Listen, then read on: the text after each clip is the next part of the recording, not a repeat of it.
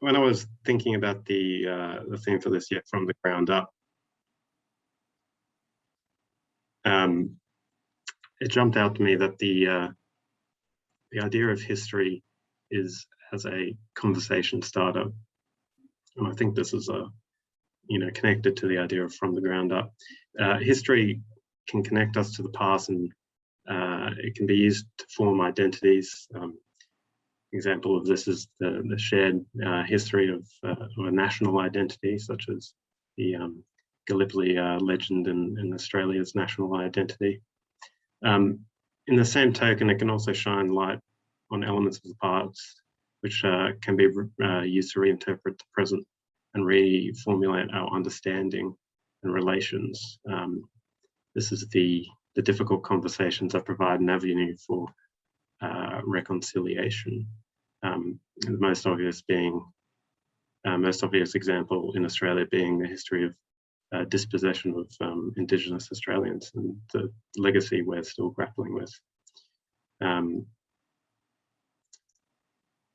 Now, these conversations in history aren't necessarily from the ground up, especially in the case of national identity. In fact, complete the opposite.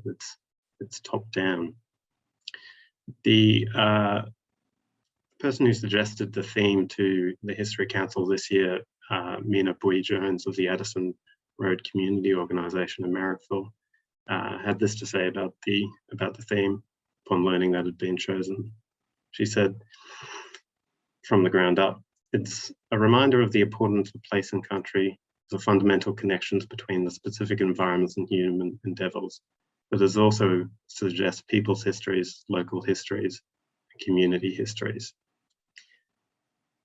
Our speakers tonight are talking of a wide and disparate range of topics, but each of them speak to a type of history imagined, I think, by Mina as being from the ground up, ranging from very literal histories associated with the ground to more figurative interpretations of the ground as the massive people who form the base of our society now in the past, or indeed the groundswell associated with political movements.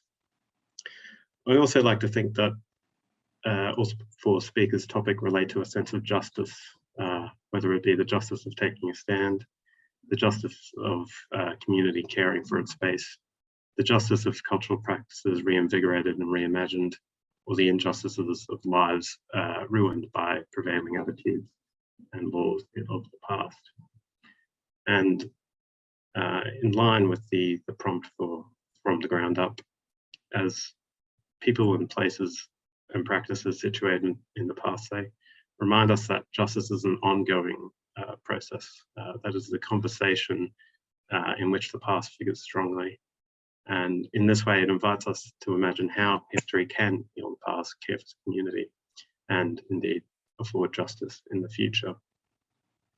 Now, I'll turn to the speakers now. The first of which will be Micken Lawrence, who is a recent member of the GML team here in Sydney. She has a background in interior architecture and is currently teaching at the Design Centre in Enmore, associated with TAFE Sydney.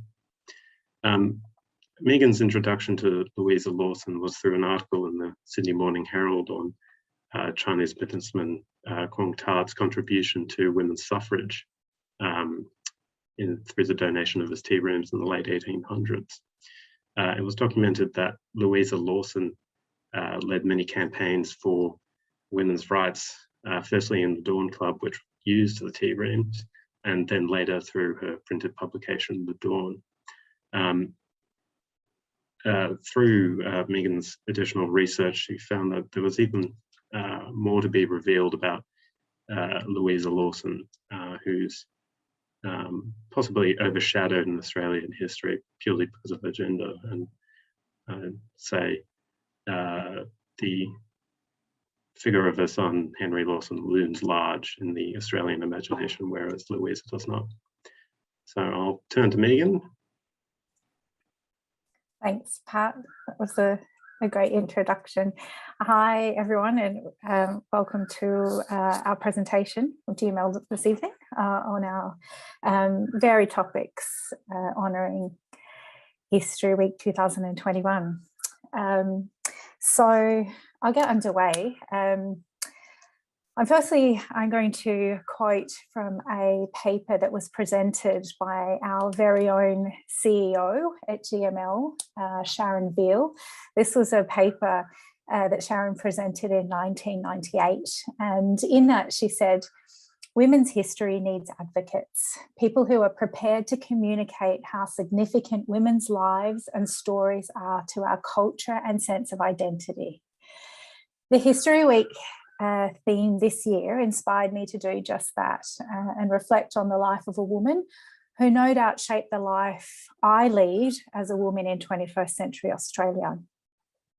In the essence of this year's theme, From the Ground Up, this woman was groundbreaking in her pursuit for women to have the right to an education, equal work rights, property ownership, free speech, democracy, and divorce reform.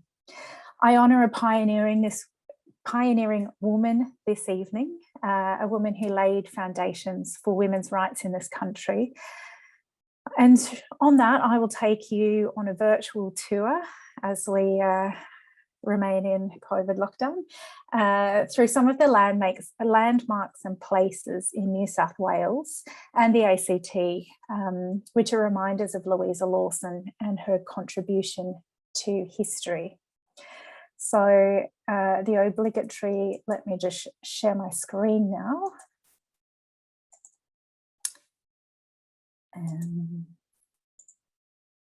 All good?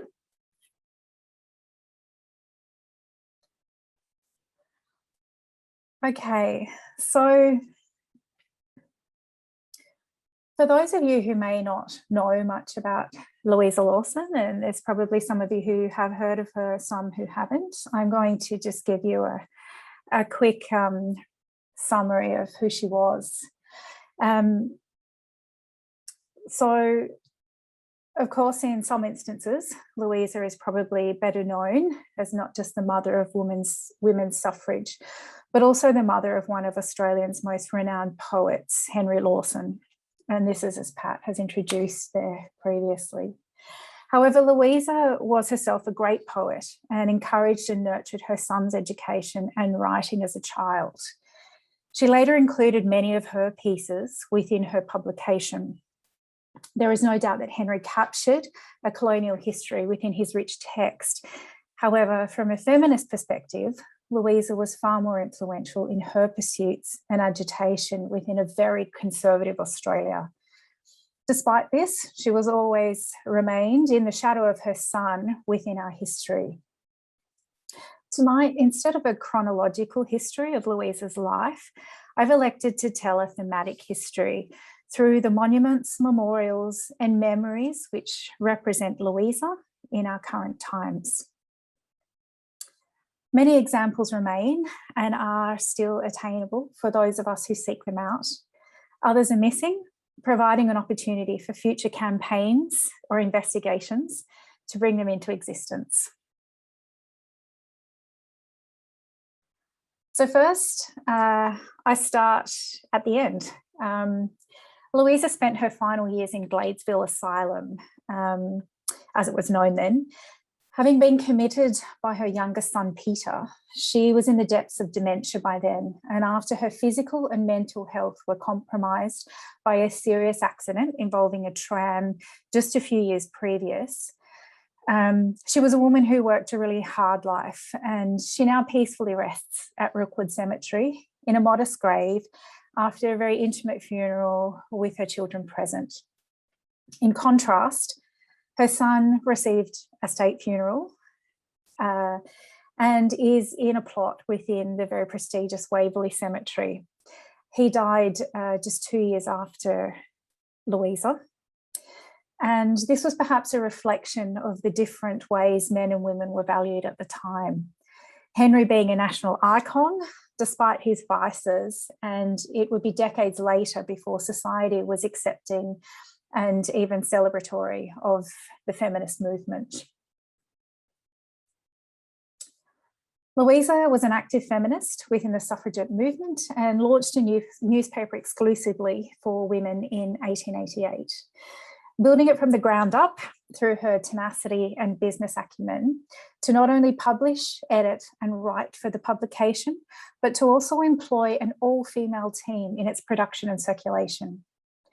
As publisher, Louisa went by the pseudonym of Dora Faulkner, and the publication was quite progressive at the time, encouraging women to engage with politics. It also provided some practical aspects, recipes and tips for the home, as well as entertaining reads. It was kind of a colonial, political women's weekly, really. In 2011, Donna Benjamin actually commenced a campaign to have every edition of the Dawn digitised by the State Library. The library itself didn't have the funding to do it, so Benjamin brought on a campaign and had some funds raised. And this is now available for all to actually read some of these significant parts of our history for those of us from a contemporary era. Louisa Lawson was a country girl from a very hard-working family in Gulgong and later in Mudgee in country New South Wales. And she was a supporter, therefore, of the Labor movement. This was acknowledged in kind by the Labor Party in 1952, when a block of social housing units in a then very working-class Bondi was erected and named after Louisa, in honour of her contributions to workers in general, and particularly those within females within that labour movement. A relative of the family made mention of Louisa's advocacy when he said of Henry, Lawson never joined any political party. He had no time for meetings. He was no orator. His mother, Louisa Lawson, was much more active in politics. She had published The Republican and later a feminist paper, The Dawn, but Harry was too shy for public life. So speaking of Mudgee, Louisa, born in 1848 on a rural property called Guntawang, Lawson spent the first 2 decades of her life in and around the Mudgee region. Firstly, as one of 12 children in the Albury family, before she married Norwegian-born gold prospector Niels Hertzberg Larsen. Apologies for the mispronunciation for those Norwegians out there in the audience tonight. He later anglicised his name to Peter Lawson, and Louisa resented the life that she lived on the land. She saw that there was many limitations within rural life and rural areas, and she felt that there was not necessarily a connection between she and the husband. So she decided to pack up her 5 children and move to Sydney for better opportunities. Very brave in that era, and even today. Despite that, Mudgee has remained proud, and they have actually installed a statue in the town centre earlier this year to honour this remarkable woman. Moving to the ACT, this is one of 2 streets that honour Louisa Lawson in Canberra, Louisa Lawson Crescent. The ACT are actually very good with acknowledging the achievements of women in history. Among other areas, they have named estates and streets after Australian writers, Australian female writers, and architects as well. The second street that's named in honour of Louisa is actually called Dawn Crescent, and I chose not to showcase this as it sits within the suburb of Lawson, named not for Louisa, but for her son. This pattern emerged throughout the compilation of this presentation, with many instances of Louisa mentioned, but only in reference to her being Henry's mother, where I felt she actually deserved her own moment to shine. So I was quite selective in what I actually included.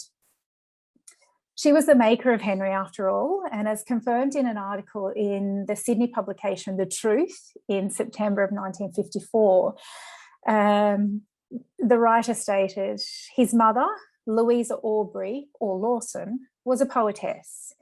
She was also editing a women's paper called The Dawn. She was a great feminist. She was as aggressive as Henry was retiring. She encouraged him to write. Now, it was no secret that Henry struggled with alcohol in direct defiance of his mother's commitment to the temperance movement, believing it was to be a blight on society and created further hardships on the lives of women whose husbands indulged in alcohol. This was, of course, true within the tumultuous relationship Henry had with his wife, Bertha, of which he spent many a night in Darlinghurst Prison for his erratic drunken behaviour. Despite her wider views, Louisa still supported her son through those times, as evidenced in his own letters, as we have an extract on screen, where she allowed her adult son to stay with her on numerous occasions. Henry's battle with alcohol would eventually contribute to his premature death at the age of 55 in 1922. Mosaic artist Cynthia Turner was commissioned by the then Marrickville Council, before the amalgamations, in 1997 to create a tribute to Louisa. Louisa was, of course, a former resident of the area. Although The Dawn was mostly produced in the Sydney CBD on Phillip Street, many self-published works of poems and stories were created within Lawson's own home within the inner west. The artwork, I think, beautifully captures the essence of the feminist publication through its delicate and whimsical depiction in what are sturdy and really durable materials that are made to last and are still there and to be celebrated by the community.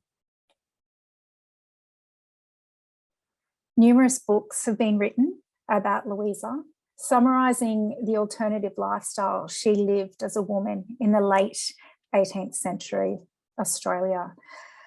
Upon her husband's passing, despite their estrangement, Louisa inherited a generous sum of money with which she purchased her printing press to share her messages of support and encouragement for women to join and promote the feminist movement. It's rather fitting that she has been written about by several authors and that her story continues to be circulated in written form, which is a medium that she so dearly loved herself.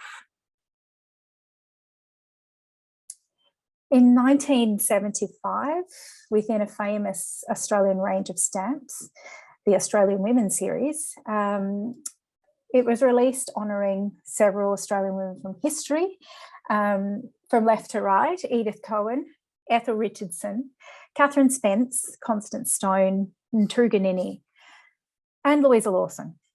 It must be said, as much as Lawson was an advocate for women's rights during this time, this did not necessarily extend to Aboriginal women. And this is probably another indicator of the era.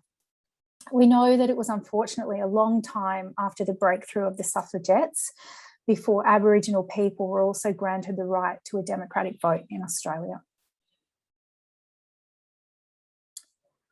In 2007, there was a notion to name some areas of the city after a few significant women in Australian history, and Louisa was one of these subjects. There is a quote on the left of screen that talks about this initial proposal. The City of Sydney put it to the public for support of naming of the space near Wynyard Station, Louisa Lawson Plaza. There were fewer than 4 responses, and only one of those were in favour of the idea. Apparently because the office of the Dawn was nowhere near the area of the city and therefore not significant to the site itself. Instead, a publican of an adjacent establishment suggested Napoleon Plaza. This was supported by over 300 votes. Not named directly for Napoleon, but a convict who had apparently served in Bonaparte's army. Regardless, perhaps bureaucrats still feel more comfortable naming places after dead white men in history. Sigh. More recently, it appears that even Napoleon or his soldier has had his day too, with the current name being challenged. It could be suggested that we would benefit with many more Aboriginal people from our history, along with significant women being honoured with naming rights to balance the patriarchal trend to date. Another monument that almost wasn't, that almost was, this one's slightly more of a mystery. The Labor movement once again wanted acknowledgement of this stoic woman, a single mother who forged the way in establishing a life for herself and her children. The Women's Organising Committee of the official Labor Party held a competition in 1941 to find a suitable artist to create a sculpture of Lawson to sit in the Domain. Now, the women associated with this committee were no slouches themselves. We can see on screen here to the right. This 1941 article mentions a Mrs. Micken, otherwise known as Lady Mary Micken, who was the wife of the one-time Governor-General and leader of the New South Wales Labor Party, Sir William Kell. Mrs. Micken was also big in fundraising and actually supporting the education of children as well. The other mention in this article is of Miss Stella Miles Franklin, bottom right, better known as Miles Franklin, who was a prolific writer herself. It was intended that a chair in honour of Louisa would sit close to the statue of Henry, which still sits on Mrs. Macquarie's Road. The competition was held and won, yet no sculpture exists today. And I'm wondering if there is anyone out there this evening who may know a little bit more about this, who could shed some light on it. It'd be great to put that in the Q&A if so. On conclusion, in a 2017 article by Ingeborg van Tiesling, she writes, Louisa Lawson, writer, agitator, mother to us all. When Louisa Lawson died in 1920, most newspapers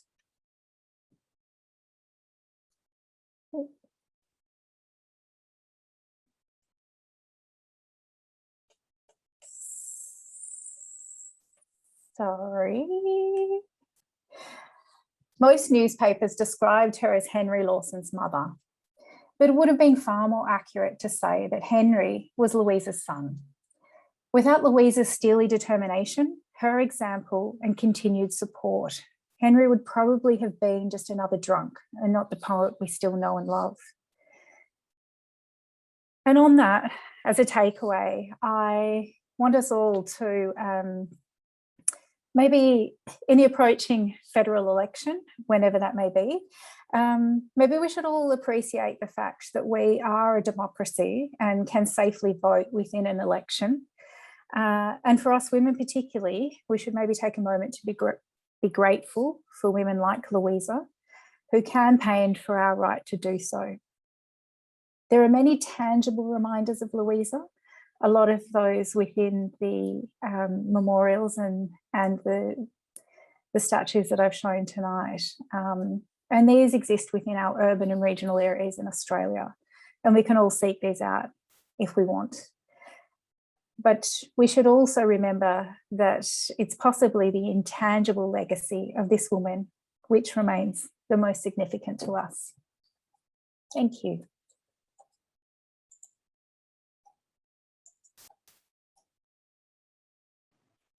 Thank you, Megan. That was absolutely fantastic. That's fascinating to hear how people who fight for justice can still suffer injustice well into the present, even though they might have been dead for over a century or nearing a century. I'll move on to our next speaker tonight, who is Rose Micken, who'll be talking about St Kilda Cemetery and its layered history. Rose is a consultant down in the Context Office in Melbourne, part of the GML Heritage Group. Rose is works as a heritage consultant and works in a range of projects, preparing histories, performing built heritage assessments, developing heritage interpretation strategies, and participating in traditional owner consultation. Rose has a background in art history and urban and cultural heritage, and she draws on her knowledge of social and cultural histories to understand today's cultural context. She tells me she's interested in places that have complex or conflicting community associations and exploring the ways that these values can coexist. And I believe St Kilda is probably one of the best examples of that. So I'll go over to Rose now.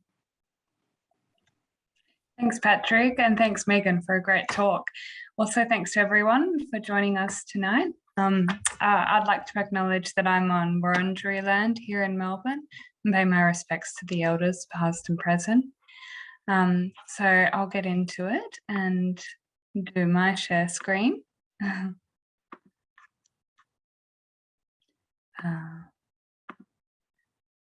Sorry.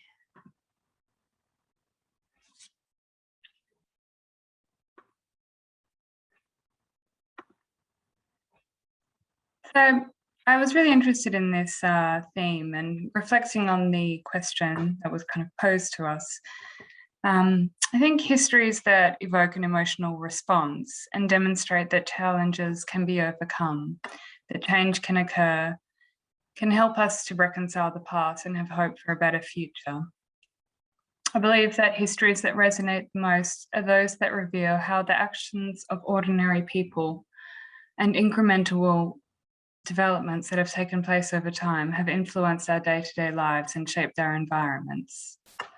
In contrast to histories that communicate grand narratives and describe monumental events, these micro-histories could provide glimpses to the lives of workers, residents, and the local places that they inhabited.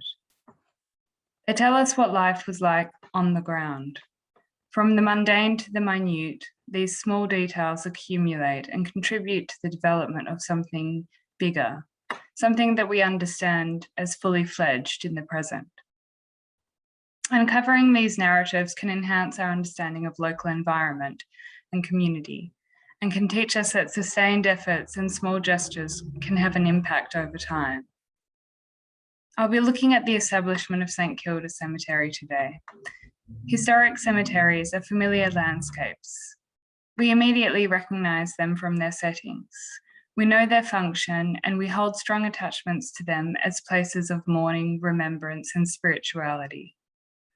In some ways, these landscapes evoke a sense of static timelessness, of stability and tranquility. My case study will describe some of the challenges, visions, and conflicts that arose in creating the cemetery from the ground up. In particular, it focuses on the efforts of an eccentric individual and the persistent interventions of workers and local residents. So, to begin, St Kilda Cemetery opened in 1855 to little fanfare. It was one of Melbourne's earliest public cemeteries after Melbourne General Cemetery that opened only 2 years earlier. Situated on a large plot of Crown land in the suburb of St Kilda East, the young cemetery had a gridded layout of dirt paths with remnant gums and a simple timber paling fence. The government established the St Kilda Cemetery Trust, who were responsible for its management. Trustees included members of local government as well as the main Christian denominations. The trust had limited financial resources to develop and maintain the site, however, and the cemetery was a relatively unknown and underutilised burial ground in its nascent years. Public perception of the cemetery remained low into the 1870s. Residents and visitors complained that it was plagued with snakes, overrun with rabbits, and occasionally populated by loitering youths, vandals, and flower thieves. Issues with cemetery staff only made matters worse, and many cemetery curators were appointed and dismissed in its early years. Reports published in newspapers described incidents of inappropriate behaviour, including drunkenness, offensiveness, and carelessness in their work. To be fair, the cemetery curators had the unpleasant situation of having to live in a, quote, miserable tent in the middle of the cemetery. It was, in short, an undesirable place to lay a loved one to rest. One resident wrote to the trustees urging them to undertake works to improve its appearance, describing that upon entering the cemetery, the eye is struck by the total want of walks and the waste and desolate appearance which the grounds present. Public frustration over the appearance, health concerns and management of the cemetery formed the basis for a deputation of local residents petitioning for its closure in 1868 and again in 1871. There was widespread speculation that St Kilda Cemetery's closure was imminent. The Trust attempted to respond to complaints by installing drainage systems, new fencing, and erecting a gatekeeper's lodge. However, demand for grave sites was still low, and there was limited funding for further improvements. Public perception of the cemetery changed dramatically by the late 1880s, owing largely to the appointment of the creative and cunning and very crooked Charles St. George Truelove as cemetery curator. I'll just take a moment to give a brief background to Truelove. He was born in 1850 in London and was described as having an angelic face and a sweet, childish voice. As a child, he won the favour of Queen Victoria, for whom he performed privately and as a boy soprano in St. George's Choir at Windsor Castle. He was unceremoniously removed from the choir after his voice broke. Truelove subsequently worked for an art furniture dealer in London for some years. In 1870, the dealer sent a 20-year-old Truelove to Australia with a large consignment of furniture to sell. On this journey, the ship sank off the African coast, and with it, Truelove's furniture, consignment, and all his belongings. With nothing left, he persevered and made his way to Melbourne. To return to the cemetery, Truelove, who had no previous experience with cemetery management, decided to apply for the position of cemetery curator on the advice of his friend. He was appointed in 1883 and immediately set about implementing a program of beautification works. Under his direction, grave diggers and decorators embellished the cemetery landscape. Truelove, an avid gardener, even established a cemetery nursery and hothouse located in the top of a tower so that he could propagate flowering plants for garden beds throughout the year. By the mid-1880s, the cemetery was widely admired for its beauty and was a desirable burial ground as a result of these enhancements. It had a picturesque setting, replete with gardens, a large fountain, fish pond, rockeries, and ornate stone monuments. Amenities for visitors had also been added, such as drinking fountains, pavilions, and seating. The cemetery was also a popular social space. Truelove had created a lively atmosphere at the site by instructing the grave diggers in choral singing while they worked. News of this grave diggers choir made its way around Melbourne, and large crowds would visit the cemetery to watch the workers sing. While the improvements at St Kilda Cemetery had increased its popularity, there was growing concern about the sources of Truelove's funding. His relationship with workers and cemetery plot holders deteriorated quickly, and a series of community complaints led to investigations of corruption. A community of workers associated with the cemetery had developed in the area during the 1880s. The maintenance and decoration of grave sites was an ongoing concern, and relatives of the deceased could hire the services of professional grave decorators and monumental masons to embellish and maintain grave sites. Monumental masons, as well as floristry and nursery businesses, set up workshops along adjacent roads. However, the grave decorators and masons frequently canvassed for business at the cemetery, as well as causing disruption by brawling and competing with each other on site. Visitors were agitated by this, as was the Trust. In response, Truelove established a service where, for an annual payment from the deceased family, the Cemetery Trust would maintain and decorate their graves. This service caused friction between the trustees and the affiliated tradesmen.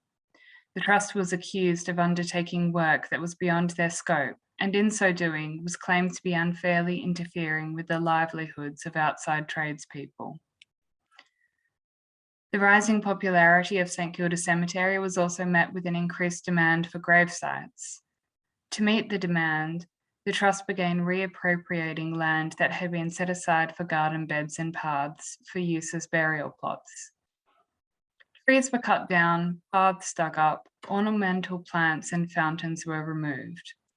The cemetery was quickly becoming overcrowded, and the once lavish garden setting was slowly disappearing. The complaints of the local community of residents and workers were rising heatedly, and deputations were lodged to the Minister of Lands in 1895 and 1896. In 1899, a local doctor levelled a series of charges against the Cemetery Trust to the Board of Health. These complaints culminated with the cessation of grave sites in 1899 and led to the cemetery's temporary closure. The cemetery fell into a state of decline and neglect following its closure in 1899. Ongoing complaints against the Trust continued. Truelove was accused of embezzlement and grave trafficking in 1905. Since the late 1890s, there were claims that Truelove had been issuing multiple rites of burial to the same grave. On occasion, funeral mourners would be shocked when the coffin would be brought to the gravesite, only to discover that the grave had already been filled. After the successful lobbying of the community, a government actuary was appointed to investigate claims of embezzlement. The actuary found Truelove's books to be in such a state of disarray and with serious irregularities. Further examination of the cemetery's finances supported allegations of misappropriation of trust funds. When asked to explain the irregularities, Truelove reportedly responded, "Oh, I will tell you about that tomorrow." The response was never received, however, as Truelove absconded. A warrant for his arrest was issued in 1905. But Truelove by this time had fled the country in disguise, and for 15 months his whereabouts was unknown. The allegations of misconduct were passed over to Crown law authorities, and an official board of inquiry was held in 1907. At this, one gravedigger gave evidence that Truelove had instructed him to throw out the bones when it was found that a grave had already been used. While this was occurring, Truelove had returned to England. Destitute, he appealed to a clergyman who promptly advised him to return to Australia and face his charges. Truelove did return to Melbourne. He visited his wife and friends before turning himself in at the South Yarra police station. He was sentenced to 1 month imprisonment. My research into St Kilda Cemetery revealed that there are many stories contained in the places around us. The cemetery was not an immediate success. Its development was slow, involving conflict, creativity, and strong community vigilance. The tumultuousness of St Kilda Cemetery's establishment demonstrates how familiar local places were built from the ground up. It reminds us that our environment is shaped slowly through the activities of many people, and that challenges and conflicts are all part of that story. When you scratch the surface, you can uncover incredible stories in places that appear on the face of things to be static. And I think that concludes my presentation. Thank you, Rose. What a brilliant story. I think Truelove really looms large as a character in the cemetery. Certainly quite interesting. I'll move to Tale now. Tale's a archaeologist with GML in Sydney. She's worked across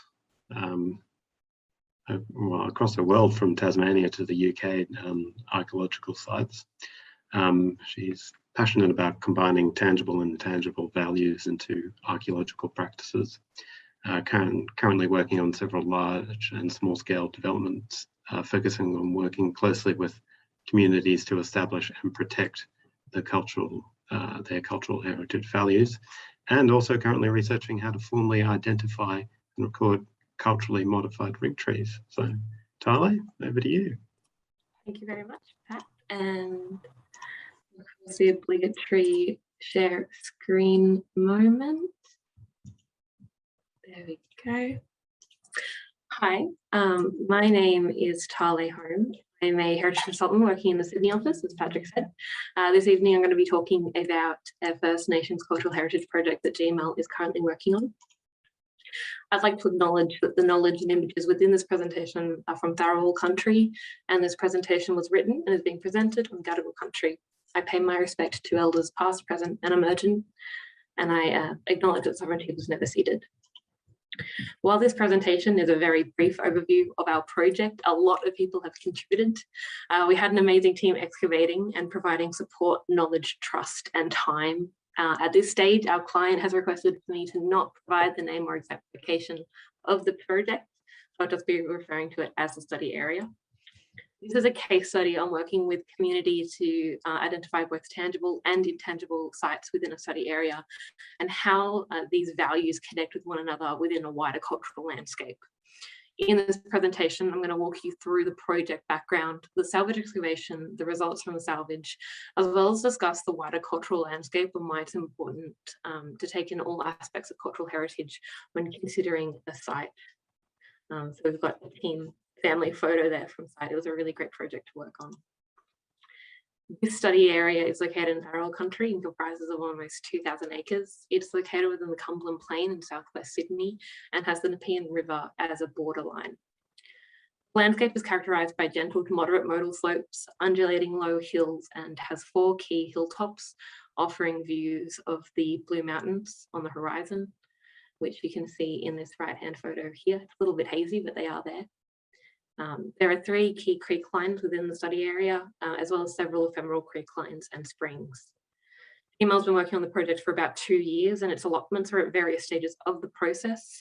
The study area has been farmed since the early 19th century and is associated with multiple local and state significant sites. The European history of the site is really interesting. However, I'm going to be focusing on First Nations cultural heritage. You can see this European dam as well as this really cool old bridge. So it is really interesting on the site, but just not for tonight. When conducting Aboriginal archaeological excavations in New South Wales, excavations are typically split into 2 phases. Testing is used to determine whether or not archaeological deposits and intact soil horizons are present in the landform. Salvage excavations remove identified deposits from the site. GML joined the project after the testing phase was complete.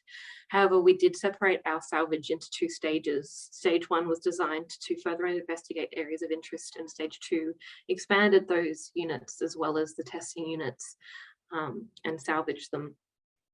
Our excavation units were 1 metre square and dug 10 centimetres down at a time. Then all the soil was wet sieved, as you can see on the slide there, and all the artefacts were sent to Dr. Beth White for analysis. So we had some really interesting results come out of the salvage excavation. Most of stage 1 units contained either no artifacts or very low density numbers, which meant that further excavations in those areas weren't required. Stage 2, however, showed that stone was typically brought onto the site, worked into the appropriate tool, and then the tool and the cores were taken away from the areas that we salvaged. A core is the original nodule of raw material that the flakes were napped off to create the tools. Very few cores were recovered from the salvage excavation, with the exception of 1 area which had a really high number of them, which was pretty interesting for us. Stage 2 excavation recovered 867 total artifacts over 116 square meters for an average density of 7.5 objects per unit, which is pretty standard for the area that we were working in. An important outcome for a lot of areas that were identified for potential salvage was the decision to implement non-destructive revegetation techniques.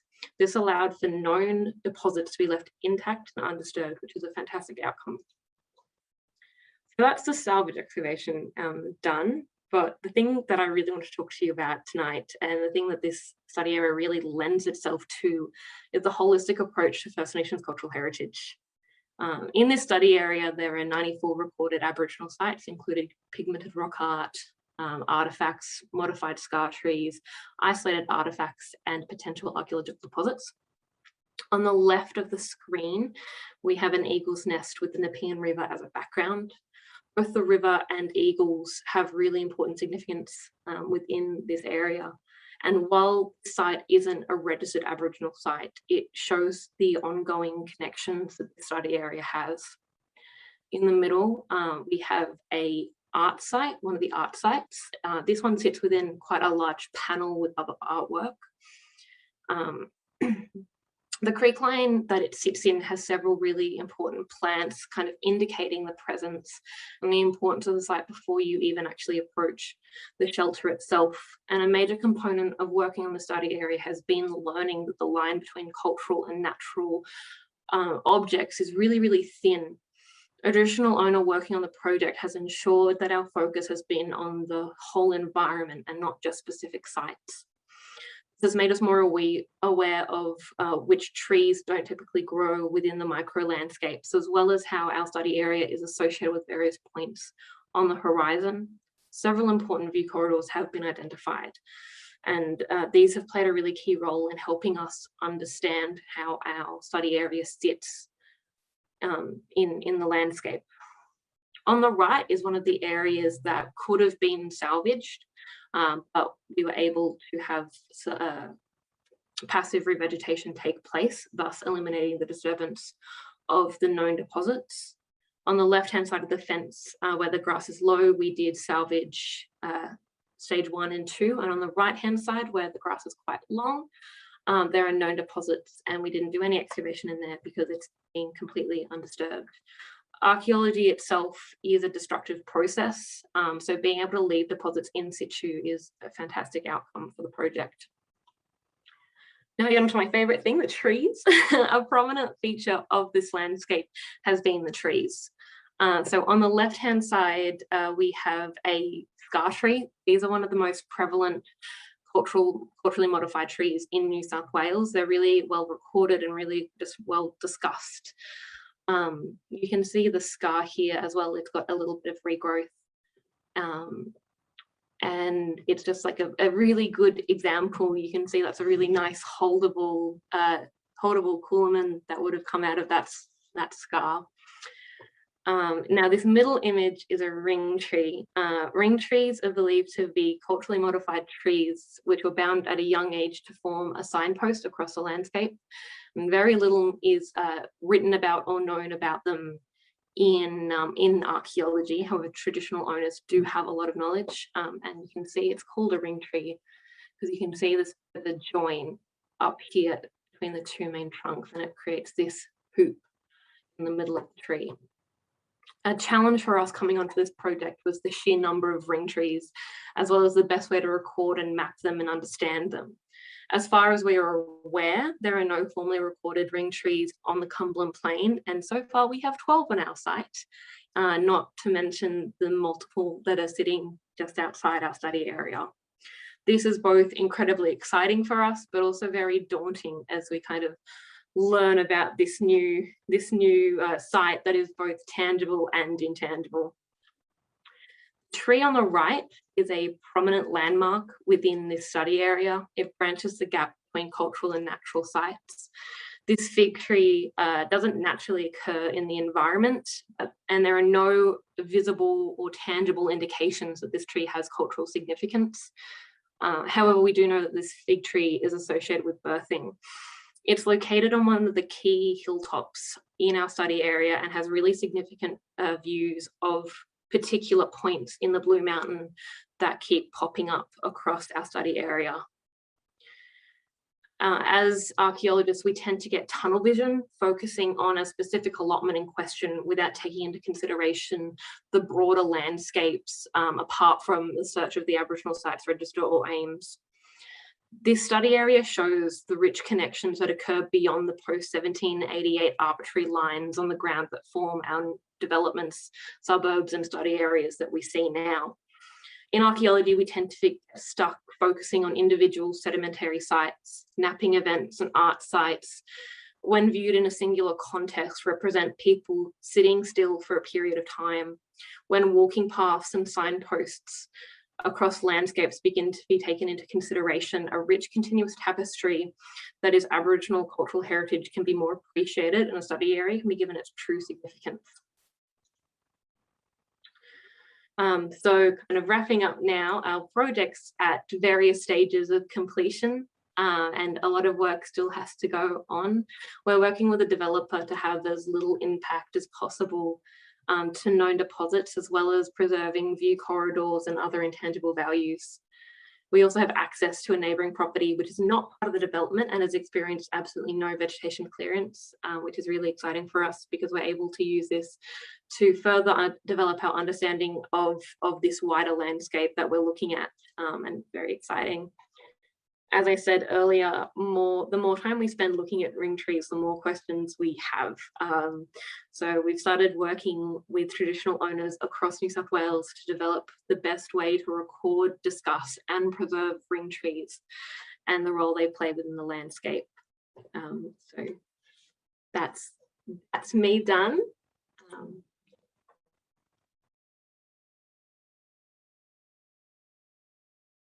Sorry, I was muted. Thanks, Tali. It was absolutely fantastic. I can't wait to hear more about ring trees and how they figure in the Australian landscape.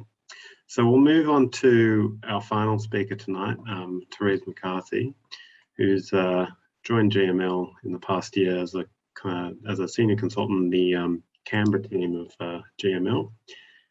Teresa will be talking about deserted women in South Australia during the 19th century and onwards. Teresa's from Adelaide originally, hence why talking about South Australia, and has a background in history and law. She's previously worked as a heritage officer in the Australian government and worked on researching the historical and heritage significance of the Parramatta Female Factory, as well as the CSIRO's Parks Observatory. And she tells me she has a particular interest in social history and loves an archive. So Therese, over to you. Thanks, Pat. Yeah, thanks everyone for listening to me today. So before I start, I'd just like to acknowledge the traditional custodians of all the lands that we're on today, and I guess acknowledge that our lives and stories are lived on their countries. So today I'm going to be talking about deserted women in colonial South Australia. So I'll just get my presentation up. It behaves itself.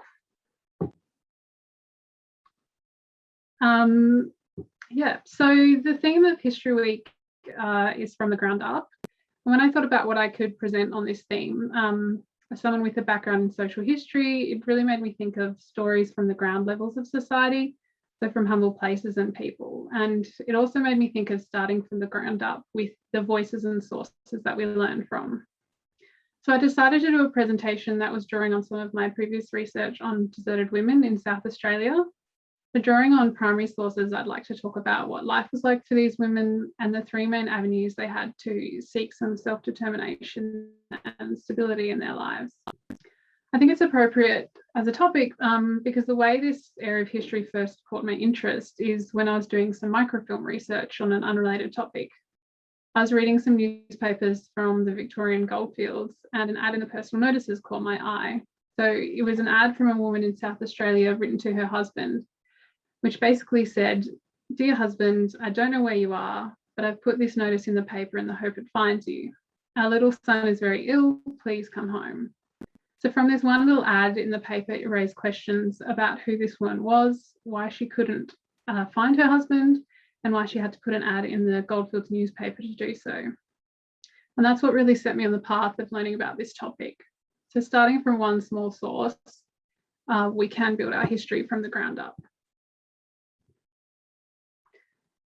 So a quick note on the sources about deserted women.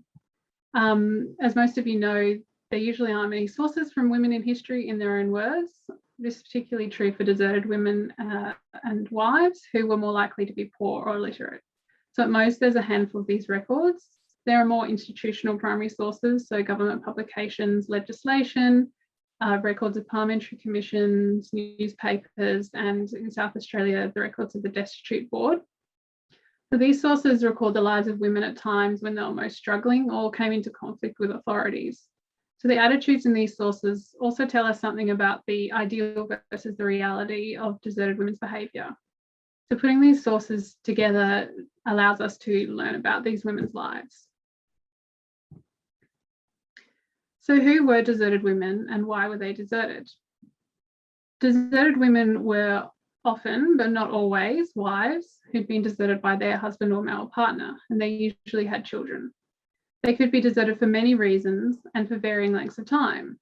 So the height of desertion in colonial South Australia occurred during the gold rush years of the 1850s and 60s. Desertion wasn't a clearly defined state. Men could leave their families for weeks, months, or years. Sometimes they left and came back multiple times. The uncertain definition of desertion makes it hard to identify exactly how many women were deserted wives, partners, or mothers at any one time. But these women appear frequently in the records throughout the 19th century. In colonial society, men were responsible for providing for their wives and families. So when they left, how could deserted women make their own way in the world in a system that, to be honest, was generally against them? So taking men to court to make them meet their responsibilities might seem like the obvious starting point. And this is what Bridget Dimmer did in 1860. Her husband, William, after most shamefully ill-using her, took everything of value in the house and then left, according to the newspapers. So Bridget brought William before the Adelaide Police Court on charges of desertion, and he was ordered to pay her 12 shillings a week. So on the face of it, it seems like deserted women had the opportunity to get even. But if you dig a little deeper, we can find practical problems with enforcement, and they weren't helped by attitudes about women which influenced the way the law was implemented. The maintenance laws weren't designed to make women more independent. Instead, they were designed to restore the natural order of things and put her safely back into her original relationship of dependence. So this could result in yo-yo cases where women were in and out of the courts as their husbands, who were sometimes abusive, left them and returned again and again. Additionally, the burden was on the women themselves to make it happen if they wanted court orders for maintenance. So women had to get a summons issued to bring their husband to court, and this wasn't always easy. One woman, Mary Best, approached the court in 1845 with a warrant as her husband was about to flee the colony. But the clerk told her, "I cannot compel the magistrate to sign it, nor can I run after the police to make them do their duty." Once women were in court, they had to present themselves as long-suffering and obedient to garner sympathy from the system. If they were seen as too rebellious, they were less likely to have a ruling in their favour. So for example, after Margaret Watson in 1850 threw a brick at her husband's head after he went to live with another woman, the judge remarked she was so bad a character that it precluded her being protected in the way she might have deserved. So in fact, the system's designed to help women put a burden on them to achieve the outcome. And while men could be jailed if they didn't pay the court-ordered maintenance, all that meant was that they wouldn't be earning any money and they wouldn't be able to give any maintenance to their wives anyway. So if women couldn't rely on their husbands or on the magistrates, they'd have to get money on their own by earning an income. Actually, around a quarter of South Australian women were consistently employed in the 19th century, and the most common type of work was domestic service. So deserted women did take up these domestic jobs, but traditionally they meant living with their employer or long hours out of home. So this wasn't very practical for single mothers. So in the records of the visiting officer of the South Australian Destitute Board from the 1880s, we can see Teresa Wright's 2 children who were aged 4 and 2, and they lived with their grandmother while Teresa earned 10 shillings a week at service. While Kate Rankin had 3 children, the eldest of whom was only 9 years old, and she worked as a servant by day, coming home to her children each night. Piecework such as laundry or sewing at home was a more practical option with children around, but conditions were poor and the wages were low. Women couldn't take on the higher earning jobs available to men, and they worked within a labour system which was never intended to facilitate their economic independence. Nevertheless, there were some women who managed to overcome this, at least to some degree. For example, Mary Best, who was trying to get the court to issue a warrant for her husband in 1845, she later appears in the South Australian newspaper in 1847, advertising a school she was running. In 1884, Susanna Feltus had been maintaining herself by selling her family's cows. She didn't want to put out a warrant for her husband, telling the visiting officer she was better off without him, he was such a drunkard. But even for women who got themselves on their feet, it was an uphill struggle. In early colonial South Australia, husbands were legally entitled to the assets of a marriage, regardless of who owned them. So this meant husbands could and did swoop back in and raid the hard-won earnings of the wives they deserted. So the government made a law to change this in 1858, recognising how significant a problem it was. And as soon as this law was passed, women started using it straight away.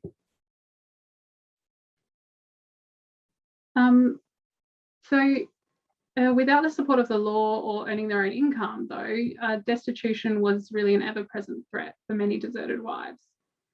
But while they were seen as victims, deserted women weren't necessarily given assistance freely. Colonial welfare was a paradox, which saw itself as a safety net while tying charity to moral judgment. And the Destitute Board wanted to minimise its costs and obligations. Sounds slightly familiar. So the Destitute Board, they required deserted women to issue a warrant for the arrest of their husband before they could get any financial assistance, which, as we've learned, was not always easy. The board also tried to shame husbands into returning by publishing women's names, the number of children they had, where they lived, and how long they were deserted for in the government gazette. The reports reveal women such as Mrs. Conlon, who had 2 children and whose husband went away 12 months ago, took all their money and left her destitute. There was Mrs. Hutchinson and her 8 children, whose husband had been absent for 15 months, and Mary Hammond, whose husband deserted her and her children for 3 years. However, publishing these names and details in the Gazette did little to influence the husbands and really just exposed their wives to public embarrassment. The Destitute Board also investigated women's morality. So if they were living with another man who wasn't their husband, they weren't considered worthy of support. But of course, without social welfare, they were forced to rely on a man to provide for them. In response to all these tests, women played the system in turn, for example, by misrepresenting their earnings to the visiting officers. So in 1882, Susan Sims was a deserted woman with 8 children, receiving rations and apparently earning nothing. But the visiting officer reported, "There's certainly a mystery about this case, which I shall have to watch. The house they're living in would let it 20 shillings a week." The place of last resort for deserted women in Adelaide was the Destitute Asylum, which we can see in this background image. So entering into the asylum meant women were under control in almost all aspects of their lives. But even then they sought agency. The one woman called Anne Wolfe, for example, was a regular in the asylum because of the illness of her son. But she was described in the books for incoming women as the most indolent, insolent, and untruthful woman ever admitted to this institution.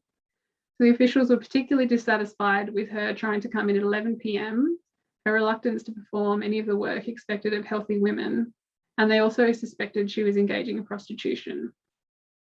As a destitute and deserted woman with a sick child, Anne had nowhere else to go.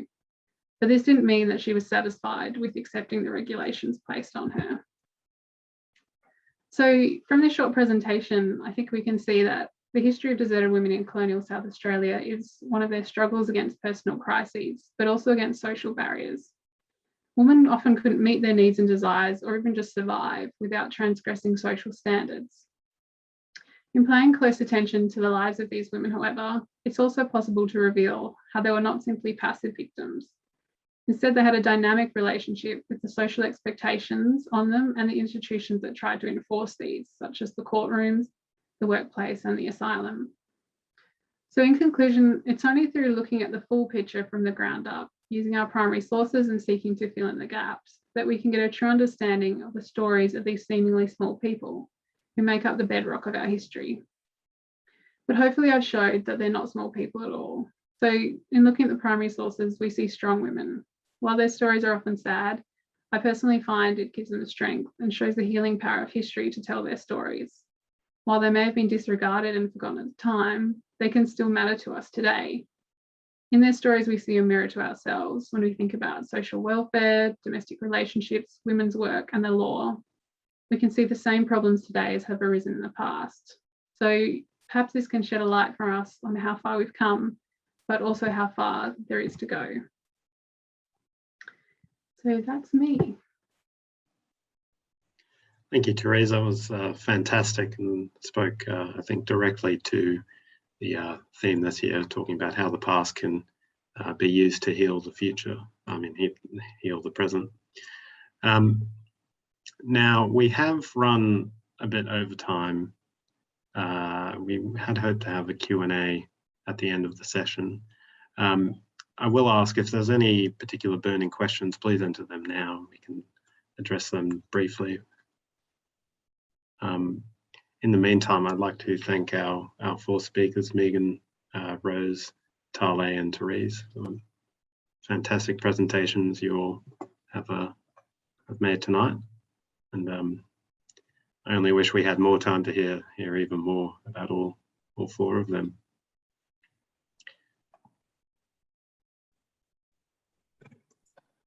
Thanks, Pat. It's been a pleasure, and it really was a fascinating journey to put all of that information together for a presentation. I think sometimes we're bogged down in a lot of formal projects and a lot of work in which we're commissioned to do, and I think to have an opportunity like tonight to be able to indulge a little bit in our own research skills and our interest in history was really wonderful.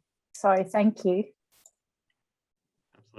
Absolutely fantastic. Now, there's one question in the chat at the moment, which is asking for some social media details of the presenters. So I think you might have some admirers following your Instagram soon enough. I'd like to remind everyone that GML is also on Instagram at GML Heritage, where we can be found. Plenty of great updates, good content. We're also on gml.com.au. If you want to have a look through there, there's plenty of good stories about projects we have worked on. Now, I think, considering we've run over time and there's not too many questions coming through, I think we should wrap it up there. Once again, I'd like to thank our 4 presenters, and I'd also like to thank everyone who's tuned in. I'm sure we'll come away knowing slightly more about topics from the ground up, perhaps even ground truths. Anyway, thank you from me, and thank you from the presenters. Thank you.